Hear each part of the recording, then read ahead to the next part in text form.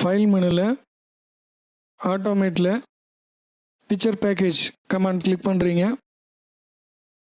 Picture package dialog box உங்களுக்கு open ஆயிடுச்சு.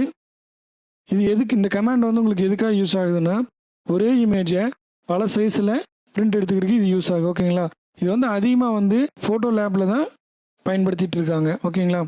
Source image browse பண்ணிவிட்டு டெஸ்க்டாப்பில் சைல்டு 001 இமேஜை செலக்ட் பண்ணிவிட்டு ஓகே கொடுத்துக்குவோம். உங்களுக்கு ப்ரிவ்யூ ஜென்ரேட் ஆகிட்டுருக்கு. இமேஜ் நம்ம செலக்ட் பண்ணது இங்கே உங்களுக்கு ப்ரிவ்யூ தெரிஞ்சிட்ருக்குது. ஓகேங்களா. டாக்குமெண்ட் என்ன சைஸில் உங்களுக்கு வேணும், 8x10 10x16 10x17 அப்படின்னு நம்ம இங்கே செலக்ட் பண்ணிக்கலாம். ஓகேங்களா. அடுத்து லேஅவுட், அந்த இமேஜோட என்னென்ன சைஸில் வேணும் நீங்கள் டிஃபால்ட்டாக கொடுத்துருக்காங்க, நம்ம எது வேணாலும் செலக்ட் பண்ணிக்கலாம். ஓகேங்களா. இப்போ என்ன சைஸ்க்கு வேணும், 4x5 சைஸ்க்கு வேணும்னா இது செலக்ட் பண்ணிட்டீங்கன்னா அந்த மாதிரி லேஅவுட் உங்களுக்கு மாறிடும். ஓகேங்களா. என்ன மோடில் அந்த இமேஜ் வரணும்னு நீங்கள் கொடுத்துக்கலாம்.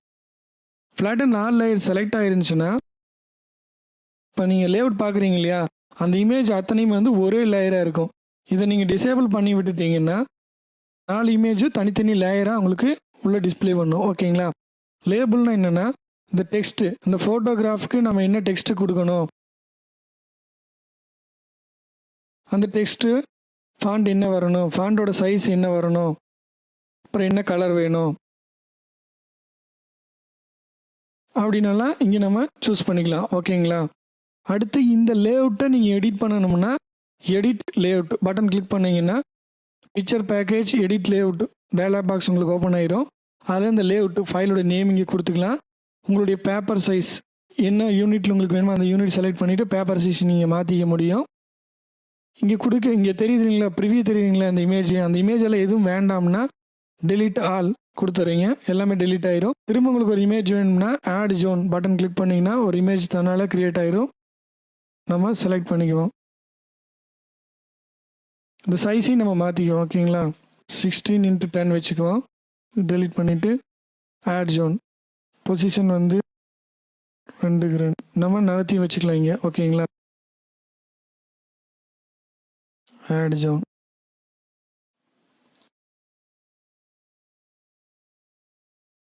இந்த மாதிரி நம்ம லேஅவுட்டை அலைன் பண்ணிக்கவும் நம்மளால முடியும். ஓகேங்களா. இந்த லேஅவுட்டை நீங்கள் சேவ் பண்ணிக்கிறீங்க. எப்படின்னா, இந்த இமேஜ் பார்த்தீங்கன்னா 8x5 இருக்குது, இது வந்து 5x5 இருக்குது.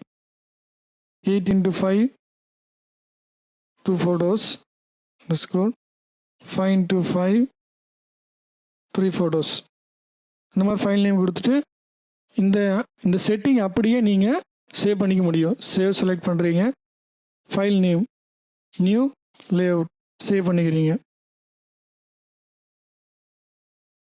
கமாண்ட் கேன்சல் பண்ணிக்குவோம். ஃபைல் மெனுவில் ஆட்டோமேட்டில் பிக்சர் பேக்கேஜ் செலக்ட் பண்ணிக்கிறீங்க. இப்போ நீங்கள் பேஜ் லேஅவுட்டில் கிளிக் பண்ணி பார்த்தீங்கன்னா நம்ம கொடுத்த சைஸ் இங்கே இருக்குது. 16x10 தான் நம்ம அப்ளை கொடுத்த சைஸு. ப்ரௌஸ் பண்ணி செலக்ட் பண்ணிக்கிட்டு ஓகே கொடுக்குறீங்க. நம்ம தனியாக ஒரு லேஅவுட் சேவ் பண்ணோம் இல்லைங்களா, அந்த லேஅவுட் வந்து இங்கே உங்களுக்கு டிஸ்பிளே ஆயிடுச்சு. ஓகேங்களா. நம்ம ஓகே பட்டன் ப்ரெஸ் பண்ணுறோம்.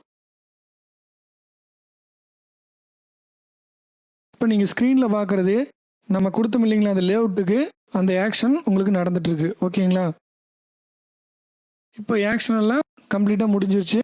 உங்களுக்கு இமேஜில் சைஸ் போய் பார்த்தீங்கன்னா அந்த இமேஜ் அவங்க உள்ள என்ன சைஸ் கொடுத்தீங்களோ அதே அளவு இருக்குது. இமேஜில் சைஸ் 16x10 நம்ம கொடுத்தோம் இல்லைங்களா, அந்த சைஸ் இங்கே உங்களுக்கு டிஸ்பிளே ஆயிடுச்சு.